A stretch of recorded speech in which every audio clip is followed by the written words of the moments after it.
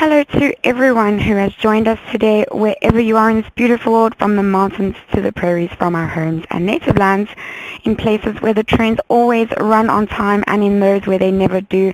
Thank you so much for taking the time to join your colleagues in participating in today's discussion.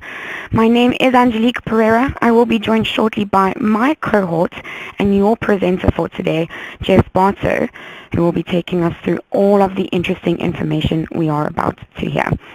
Jeff and I are trust strategists here at Symantec, the first, original and leading SSL TLS certificate authority and the trusted sole supplier of true and complete website security. It is our duty to help you put security first by keeping you up to speed on what is new, what is now, and what is next in security and trust. Now, I'm really looking forward to hearing all that Jeff has to share with us today, but before he does that, let's take care of some housekeeping. First, you are going to want to switch from a wireless connection to a wired connection. You'll also want to disable distractions such as pop-up blockers and instant messages and email notifications, because this is the type of information that you are going to want to pay full attention to. Then please do submit any questions you have as they pop into your mind.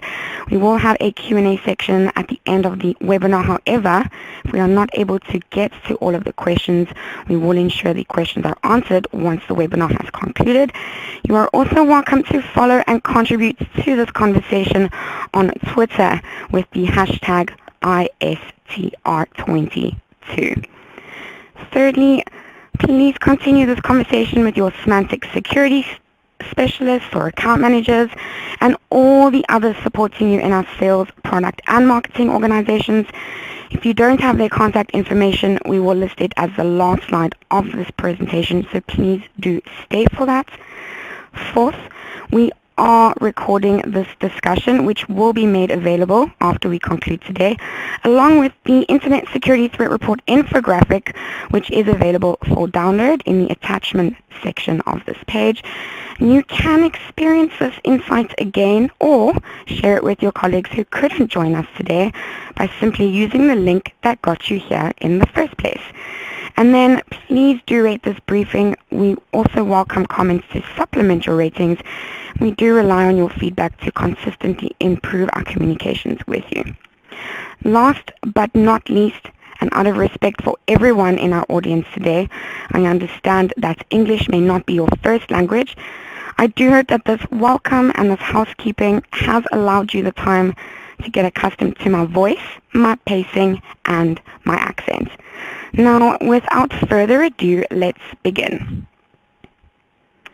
Now, before we get into the facts and stats and figures and really great predictions, I do want to cover really quickly why we do this Internet Security Threat Report. And it's because it is important. It's a really big distinction of ours, and it's something that we are very proud of because it delivers you some value. The internet is a very scary and frightening place, and it doesn't have to be. By working together, our vision is for a completely trusted internet experience for all of us on the supplying side, but also for the consumers. At the end of the day, we all want a trusted internet user experience, and this is part of that, and we really believe in making that real. We also believe in doing things like this Internet Security Threat Report and our monthly threat briefings, all the webinars and all the blogs that we give you for free. We do this out of a sense of leadership. We are expanding the concept of complete website security, not just to be about SSL and TLS, but to be much more than that. And that is a leadership stance that we here at Symantec are very proud of. Also, this is what delivers you actual value. And often in our industry, we hear, oh, SSL is just a commodity. Why should I pay more? And this right here is the reason why. There is so much that we can see and can deliver to you as a value to your organization, such as leveraging us and our core competence so that you can focus on things that make your organization shine. You can really pay attention to your business and let us handle the security portion of this because we are best at it, and that delivers immaterial business value to you that goes way beyond the idea of, oh, it's just a commodity, why pay more? Now with that said, making all of those real, each one of those positions, our vision, our leadership, our value, comes forth in that Symantec has the most comprehensive source of internet threat data across the globe. There is nobody on the planet that sees more than us and records all threats and the areas of compromise and opportunities to protect yourself and to protect that fundamental trust on the internet within your environment. Now, what makes the Internet Security Threat Report unique? Well, this report is based on data from the Symantec Global Intelligence Network, which, as you may know, provides an overview and analysis of the year in global threat activity and is one of the world's most comprehensive vulnerability database, which currently consists of more than 88,900 recorded vulnerabilities, spanning more than 2 decades, from 24,560 vendors, representing over 78,900 products. These resources give Symantec analysts unparalleled sources of data with which to identify, analyze, and provide informed commentary on emerging trends in attacks, malicious code activity, phishing, and spam. Right, now that I've got you all caught up, let's see what interesting data and information Jeff has to share with us. Well, thank you very much, Angelique, and welcome to everybody again. You'll notice the not only change in speakers, but the change in accents too. So I hope Angie gave you plenty of time to get used to hers, and I hope you can quickly become accustomed to mine. Let's start today's content with an overview of what we'll cover today, as the ISTR, as we refer to it, always covers the previous year. We're going to spend one short slide on 2016 in numbers, and then we're going to move on to cover 3 main areas affecting website security: cybercrime and the underground economy, ransomware, including the biggest cyber attack in history, which just happened last month, plus web attacks and vulnerabilities. And then we're going to recap our predictions before we move onward to the recommendations that you can use to increase the security of your website and your organization's data environment. So let's begin. Cybercriminals revealed new levels of ambition in 2016, a year which was marked by extraordinary attacks, including multi-million-dollar virtual bank heists and overt attempts by state-sponsored groups, notably to disrupt the United States of America's electoral process. Now, analysis of data and attacks show that attackers are using simple techniques, but sometimes with devastating results. And this is quite compelling because by the end of 2016, over half of the human population of the Earth was using the Internet. So it's no surprise that, for example, in 2016, the year claimed the record for e-commerce sales as expected on Cyber Monday, which is usually seen as the biggest online shopping day of the holiday season. And this is usually distinct from Black Friday, which is usually considered to be the biggest in-store shopping day of the holiday season. But in what seems to be, again, no surprise, 2016 also set a record for Black Friday's online sales too. And they both totaled over $3 billion US in online e-commerce sales. However, skipping to the last bullet on this page, along with profitability for e-commerce, the ecosystem was fruitful for cyber criminals too. Of course, it wasn't just money they were after, but identities, and also to influence governments and politics. Hence, we saw some prominent action begun by browsers, each which announced their intention to eventually mark all non-encrypted pages and sites. In other words, pages which don't use SSL or TLS as not secure in ways that are unavoidable and visible to all browsers, or to all users. Angelique? Wow, Jeff, the recorded e-commerce sales figures for Black Friday and Cyber Monday are staggering, and I'm pretty sure that a large portion of my salary actually contributed towards that amount. But moving on, thank you to everyone that has already started to submit questions. We have a couple that have come through, and for those that have just joined us, we encourage you to submit any questions that you have as they pop into your mind. There will be a Q&A section at the end of the webinar. However, if we are unable to get to all of the questions, we will ensure that your questions are answered once the webinar has concluded. Now, Jeff, I am seriously curious about and looking forward to what cybercrime and the underground economy look like over the past year. Well, let's go there, Angelique. You know, it was a rather disturbing trend that emerged in 2016, and that trend saw attackers using legitimate Windows programs to download and execute malicious payloads. And it's a tactic called living off the land. Now, it's a funny name, but it refers to attackers using whichever tools are on hand as vectors for their attack's delivery. And usually these are pretty common and so familiar that the average user just inherently trusts them. And the criminals are leveraging that. That includes things like Microsoft Word documents and email applications, PowerPoint and PowerShell and PDF documents, and of course legitimate network administration software and operating system features. Even Internet of Things or IoT devices have become a tool for hackers. So this living off the land doesn't just take advantage of what users have in their environment, it also takes advantage of users themselves, because these tools are so ubiquitous that most victims are running these programs or can run them. So they're easy to use for malicious purposes. In fact, they're much easier than methods we've seen in the past, like finding and exploiting zero-day vulnerabilities and writing sophisticated malware and things like that. Now, you're going to notice a theme across this webinar, as well as in the ISTR report itself, and that is how these everyday tools have been used and abused by attackers. It's a part of almost every other trend we're going to talk about today. Now, on that note, if you haven't done so already, please go get the Internet Security Threat Report, and not only for yourself, but share it. We offer it to you for free, and in fact to anybody who wants it. So it's so useful in understanding exactly what risks exist for your organization and for your customers and for your employees. You'll also notice that I'm not going to cover everything on this slide, nor I will on future slides. In the interest of time, I can't.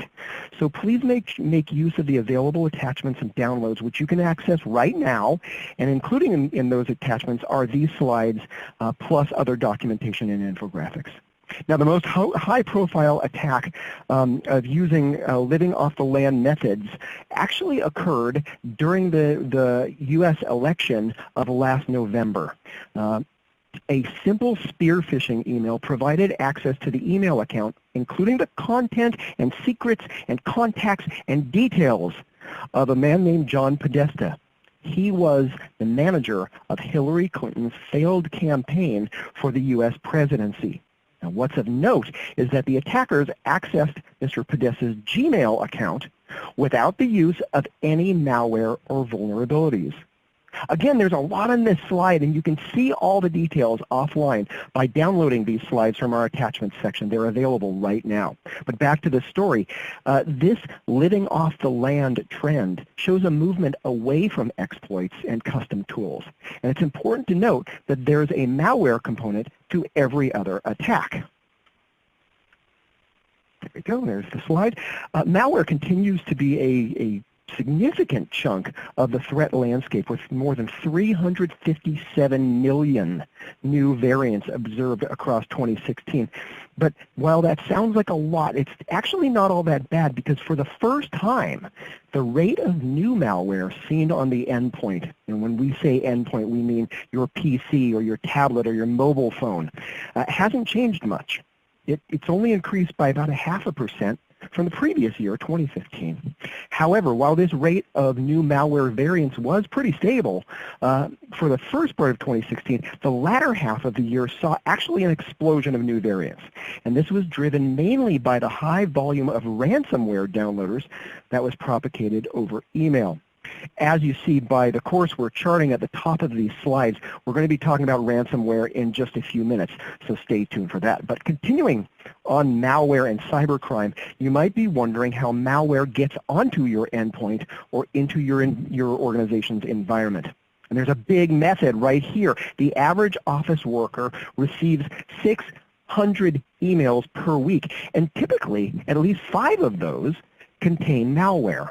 Now, of course, email is a pretty vital communication tool, but it's also one of the prime sources for disruption for end users and organizations. And this disruption isn't just being distracted in your work by getting more email. It can range from unwanted emails in the form of spam to more dangerous threats like the propagation of ransomware or targeted spear phishing campaigns. And this is exactly what kicked off the chain of events I covered in the last slide about the 2016 presidential election.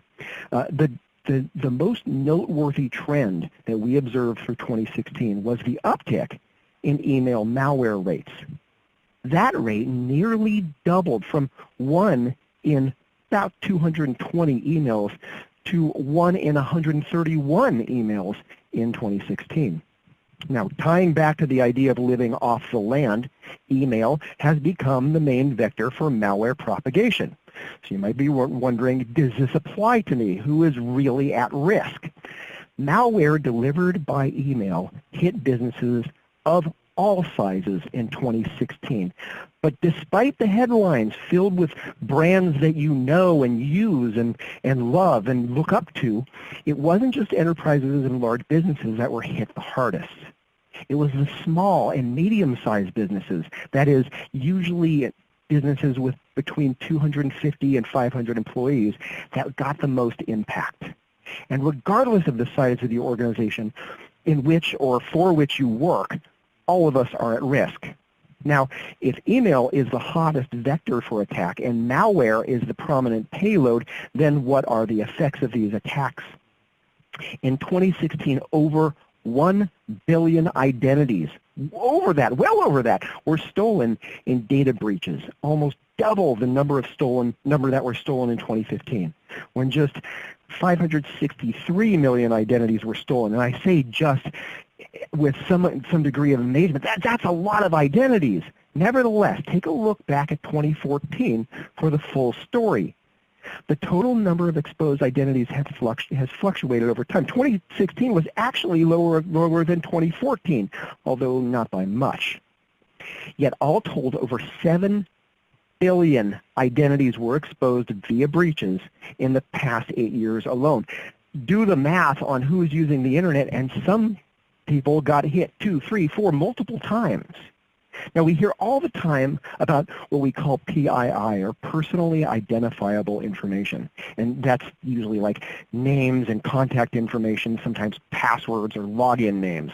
But we don't often hear about PFI, or personal financial information, until now. Because that's the credit card or debit card numbers or banking and financial records. And it's those PFI records that amounted to almost 40% of the information that was lost in data breaches in 2016. But that's just what information was lost, not from whom it was lost. Services was the industry most affected by data breaches during 2016, with almost 45% of breaches occurring in the services industry. The second most affected sector was finance, insurance, and real estate. That came at 22%. That is a total of 67%, so the majority of breaches there, well over 2/3.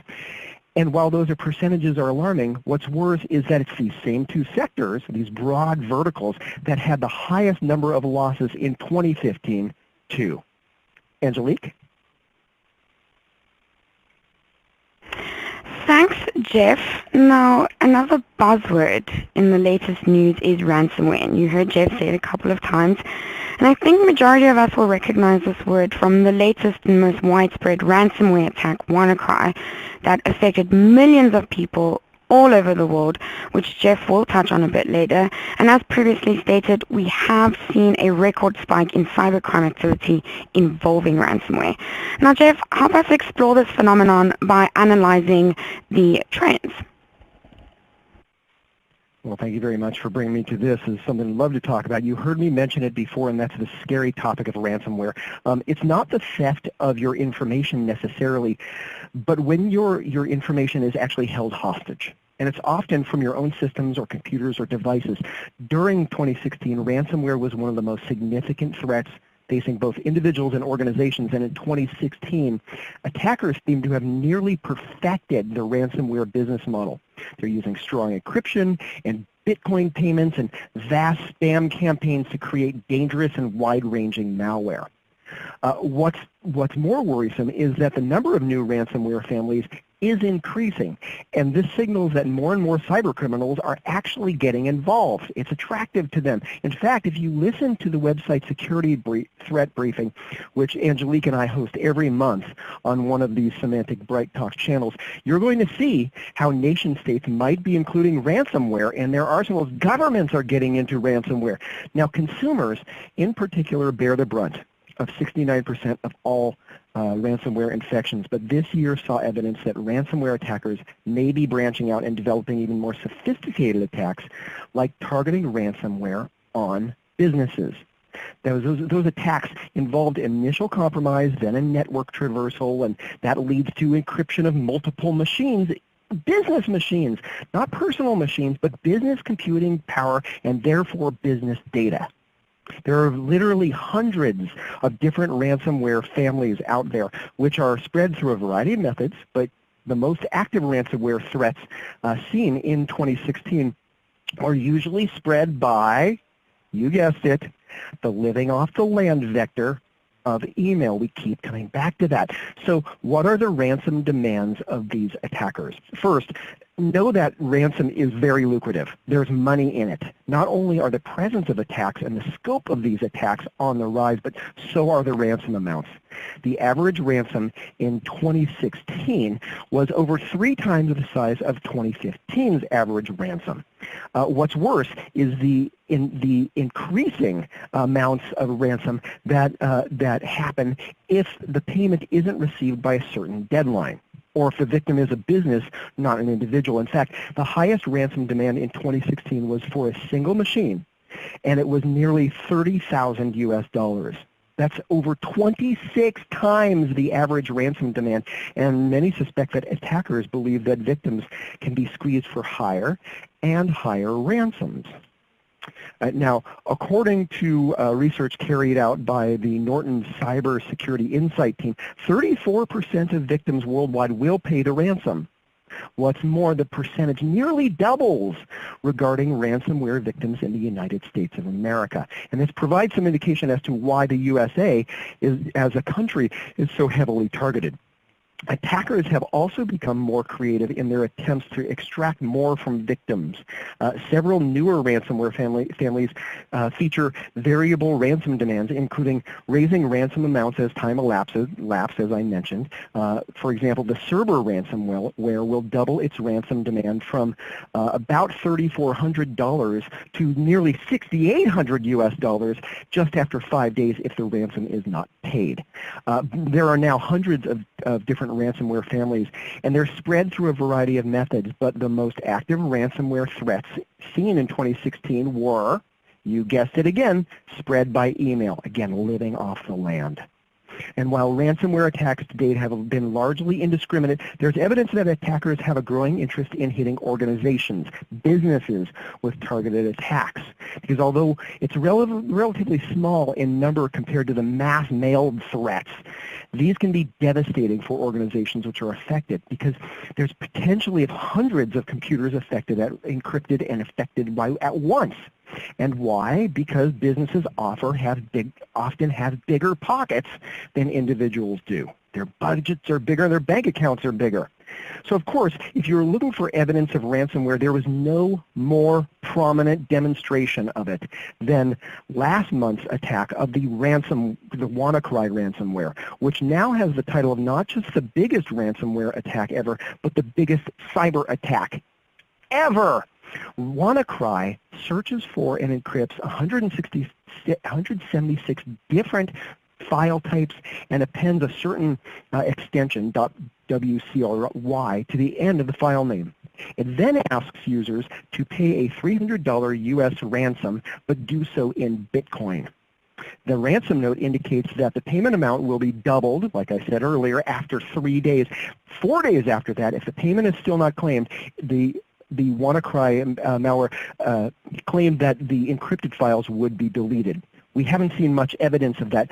Nevertheless, as you see on the screen, hundreds of thousands of computers across 150 countries worldwide were hit by WannaCry during its rapid emergence, beginning on Friday, May 12th. What you see on the screen is time slices 12 hours apart as it spread and reached critical mass in certain parts of the world. Look at the most populous countries. Look at the most developed countries. Look at the so-called developing countries of Brazil, Russia, India, China, and how quickly they got hit. Now, while a patch for the vulnerabilities that were accessed by WannaCry was made available by Microsoft in March 2016, and that was, or 2017, that was nearly 2 months before WannaCry's outbreak. Clearly not everybody installed these patches. Some users, or even organizations like the 10,000 plus organizations that got hit by WannaCry, simply dismiss or disregard patches because they're often seen as inconvenient interruptions of the things we'd rather be doing on our computers, like email, for example, or actual work, or online shopping, or goofing off on social media, or playing games, or whatever. And it's so sad that our habits have included disregarding the very things which could have kept us safe from what turned out to be the world's largest ever cyber attack. Now, of course, in a shameless plug for Symantec and our Norton brand, our anti-malware software blocked WannaCry for all the consumers and organizations using our software, of course, assuming that those individuals and companies kept their malware definitions up to date. You'll see this in the recommendations. And those who did simply went on with their lives and their work and their money without getting caught up in WannaCry's clutches. Well, while we all have to consider the very hard lessons that we've learned from the WannaCry incident, I'm going to hand it back to Angelique momentarily. Thanks, Jeff. Very interesting information there regarding ransomware. Now, I am seeing some great questions come through from the audience, and I am really looking forward to getting some of them answered. But before we tackle these questions, let's take a look at the fascinating but scary web attacks, toolkits, and how cyber criminals exploited vulnerabilities online. Jeff, what can you tell us? Apologies, I was on mute there. I thank you for handing back to me. I'd love to talk about this. There's been a distinct shift in the cybersecurity landscape, as I mentioned before, as web attacks actually fell by almost a third compared year on year. This shift involved a move away from exploit kits being used as the primary infection vector to, as we've shown several times already, email being the favorite threat delivery method of attackers. Now, this decline is a distinct contrast with 2015, where the number of web attacks had actually doubled from the previous year. However, despite the drop, web attacks are still a pretty big problem. And since we're in the business of preventing security problems but not allowing them, so Symantec really doesn't have data to offer on the number of web attacks each day. But we can count how many we've blocked each day. On an average, we block nearly 230,000 web attacks every single day, or at least that's what we did in 2016. Now, on one hand, that's good news because that number is a third smaller than the previous year's daily blocks, so things are getting better there. But the bad news is that the percentages of websites which we've scanned contained vulnerabilities, and that percentage that contained vulnerabilities remained at the same high level that it's been at for the last number of years. Our data finds that about 75%, and that varies about 1% either way, contain vulnerabilities. It's very little variation per year. So remember those patches which I mentioned earlier that consumers and organizations keep neglecting? So look, if I didn't make my point earlier, put it this way. Vulnerabilities open the door to attacks. Websites are still a critical element in attacks. They're a way into your company network, a way into your data, and a way to reach your customers and your partners and your employees, which ends up putting them at risk while it puts you and the business you work so hard to make it successful at risk too. We call ourselves website security for a reason, because website security is so much more than mere SSL certificates or encryption or ways to manage SSL certificates.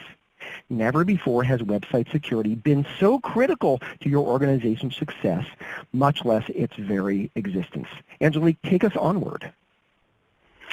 Well, no, thanks, Jeff. So where I'm really happy to see that the number of web attacks blocked per day have dropped, I am still quite concerned that the percentage of websites scanned which contain vulnerabilities remained at that same high level. Now, Jeff, what does Symantec predict for the future? All sorts of things. And actually, before we deliver our recommendations and predictions on how you can use the information in the ISTR to increase your website security, including the usage of SSL certificates for invoking TLS encryption, let's review some of the recommendations, predictions we've made over the past year, since even before our previous year's ISTR. So this is all of 2016 and some of 2015 too. Now, this was announced in 2016, but it was implemented in January 2017. Significant changes to the Firefox and Chrome browsers have effectively required that you assess your website security now, right now, now, as they say where Angelique lives, such that your web pages are not flagged visibly as being not secure. This assessment is in contradiction to the way that website operators have implemented SSL and TLS to date. And that obsolete method was to encrypt data only when it was deemed absolutely crucial to do so. And even then, doing so was more or less optional anyway. You didn't really have to do it. Now, practically speaking, that method typically only used encryption on login pages or when PII or PFI, one I mentioned before, was about to be transmitted across our very public and very scary internet that Angelique was talking about. So what actually has changed? First of all, browsers definitely did their part. They refreshed something that we've been talking about at Symantec for years, and that's the idea of what we call always-on SSL. And this is where the customer's entire experience with your website is encrypted. Every site, every server, every host name, every page, every image, every feed, every frame. Do you get it? Now, as the bottom image shows, if the user's browsing experience can access it, then you should encrypt it. That's the idea of always-on SSL. Now, what the Firefox and Chrome browsers did this past January was to start notifying users with wording and colors and iconography that a web page is, in these words, not secure. Sometimes they put it in red. If such a page asks for a password or a payment card without using SSL or TLS. And with these browser changes, website security is no longer considered a nicety. Rather, website security is now table stakes for organizations of all sizes which have an online presence. There are lots of reasons why this is happening. Of course, on the demand side, governments are now requiring their sites to use HTTPS. And obviously, HTTPS invokes the SSL certificate and its ensuing TLS encryption. And now there's the HTTP2 protocol, which is gaining traction, and it's going to replace the HTTP protocol, which most of the web has used up until now. Moreover, certain search engines, you know, a certain one that starts with G, give a ranking boost of about 5% in our studies to sites, and I stress sites, not pages, sites which use HTTPS in always-on SSL methods instead of just HTTP. Now, on the supply side of things versus the demand side, SSL certificates are super affordable now. Some vendors are even providing complimentary certificates, and I might note that some of these vendors prominently include partners of Symantec. But some CDNs also provide SSL too. And this trend is highly likely to grow. More than 50% of downstream web traffic is now encrypted, and that's expected to grow to beyond 70% in 2017, the year that we're in. Now, we believe that website security starts with encryption, but it does not end there. Just because a website uses HTTPS and encrypts data does not mean that it's actually secure, because a phishing site can use an SSL certificate. And a site can be infected with malware, which means that malware can be pushed to you under the cover of SSL encryption. And that's right past your firewall and scanners in your perimeter. So now to achieve basic, actual, real website security, consider the second function of SSL and TLS. It's not just to encrypt data, but to provide validation that this is the real site, the real server, the real organization that you think it is. It's legitimacy. And only certain SSL certificates, namely organization validation or extended validation, we call them OV and EV certificates, can demonstrate to your site visitors that it's really your site and that you're a legitimate organization or business. Mere encryption cannot do that. There's no way that encryption can do that alone. So sure, I'm going to use this term loosely, let's encrypt all the data, but let's also validate who is real versus who is not. And you don't get that simply through encryption. Luckily, organizations and standards bodies are among those catching onto this idea that without organization validation, encryption is not secure. Angelique? Thanks so much, Jeff. I really always have and still do find Always On SSL quite interesting, and I really am looking forward to that number of the encrypted downstream web traffic growing from more than 50% to beyond 70% in 2017. So we've covered quite a bit of some worrying yet important and vital information. But Jeff, before we end the discussion and move into questions, are you able to provide any Symantec recommendations to the audience on how they can use the information in this Internet Security Threat Report to increase their web security and to instill trust? Yes, absolutely. Boy, you haven't even gotten me to my slide. I'm already excited to do so. Look, before encryption effectively becomes a mandate, you and your organization still have time to stand apart from the crowd. Because there's a tally keeper in the SSL and TLS industry called Netcraft, and they found, listen to this, that nearly 20,000 blocked attacks in just one quarter of 2017, the first quarter of this year, used a valid SSL certificate. And that's so shocking because the overwhelming majority of these sites contained no validation. The certificates had no validation of the organization running these sites, which means they were probably phony. We're talking about certificates that are known as domain validation or DV certificates. And they're the cheapest on the internet to buy because they can be processed immediately simply because the amount of validation they do is practically none. All it tests for is that you have rights to control the domain where you're going to put that SSL certificate. There's no identity check as to who you are or what you mean or that you're a real business or have any sense of legitimacy. So for a website security to be effective, it has to be implemented carefully and deliberately and monitored and maintained and must expand beyond just encryption. And actually, beyond SSL and TLS certificates. Now, you're going to see that model at the bottom that I presented before, and you can get your site there by aligning with what we've been talking about with Always On SSL and what the browsers are doing, Chrome and Firefox in particular, but also with so many industry standards which are now coming online, for example, the PCI. Or the payment card industry. You can disable deprecated and weak hashing algorithms. We saw the industry move beyond SHA-1, for example. You can implement Always On SSL, as I mentioned. You can use up-and-coming and very mobile-friendly and, frankly, millennial-friendly technologies like ACC certificates because they perform faster, but they are orders of magnitude more secure than the plain old SSL encryption of yore. But frankly, that's just the SSL and TLS part of your to-do list. A true website security approach will have you applying comprehensive but now affordable strategies like scanning your website for vulnerabilities and malware and even finding unknown SSL certificates.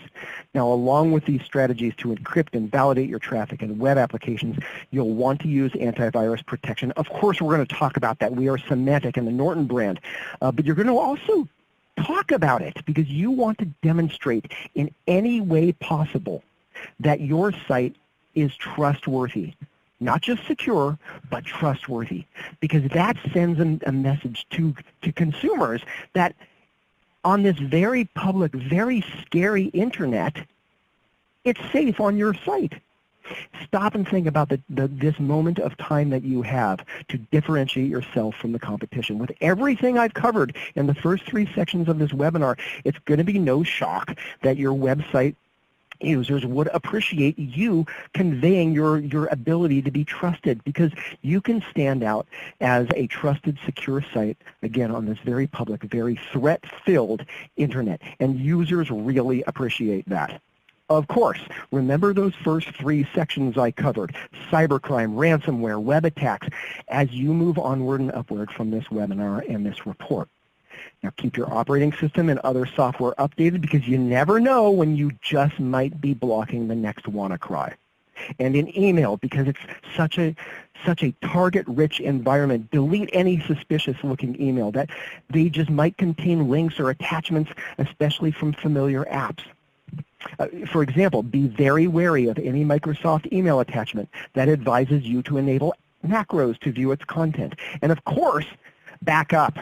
Backing up important data is the single most effective way of coming back from a ransomware infection, because once you clean up the infection, you can simply restore your unaffected backup and get right back up to work. Okay, Angelique, that about wraps it up for our content today, so please bring us home. Thank you so much, Jeff, for taking us through all of that really interesting information. I myself took a lot out of the really great discussion that we've had. Just a quick reminder, the infographic as well as the presentation, the reports, is available to download in your attachments and link section that is on this page. Jeff, I know that we're running out of time. Do you feel that we'll have time for one question? Fire away, please. All right, perfect. So I do have a couple, and just a reminder to the audience, we will ensure that your questions are answered even if we do not get to them on this webinar today. But I've got one for you here, Jeff, and it's a good one. Why did attackers shift from sophisticated tactics to living off the land last year? It's a very simple, there's 2 reasons. One is because the average user is so familiar with the tools that you can use in living off the land. It's email, it's Word documents, it's PDF, it's Excel, all the documents we use, all the applications we use every day. That's the first reason, because there's inherent trust in those things, so people just kind of go along with it. Oh yeah, I could open this document because it's a Word document and I trust Word. But there's a second reason too, and that is because it's free. You don't have to spend money and time and what have you building code for malware or ransomware or what have you. You can simply embed that in vehicles that already exist. Angie? Wow. All right. Great. Thank you so much, Jeff. Really interesting. We really do have interesting questions. However, we are going to run out of time. So that does wrap up the content for today's briefing. However, even though our part of the briefing is concluded, yours is finally able to begin. Please do post suggestions or rate the discussion. We love to tune this discussion and other communications based on your collective feedback in order to help you get even more value from the next one. And please do browse our BrightTalk channel where you can check out all of our briefing webinars and more. Secondly, of course, we strongly encourage you to not wait until the next internet security threat discussion. Please actively continue this conversation with your security specialists, account managers, our SEs, and everyone else supporting you in our sales, product, and marketing organizations. And please feel free to drag your colleagues and peers along for the conversation. Do be on the lookout for a thank you email from Symantec for attending this discussion today, where we will provide you with the recording for internet security threat reports, infographic, the works. It would all be shared with you. With that, thank you again for your time and your participation in today's discussion. On behalf of my cohorts and your presenter, Jeff, and equally on behalf of Symantec, the first original and leading SSL and TLS provider and your leader in true website security, goodbye, good day, and stay safe online.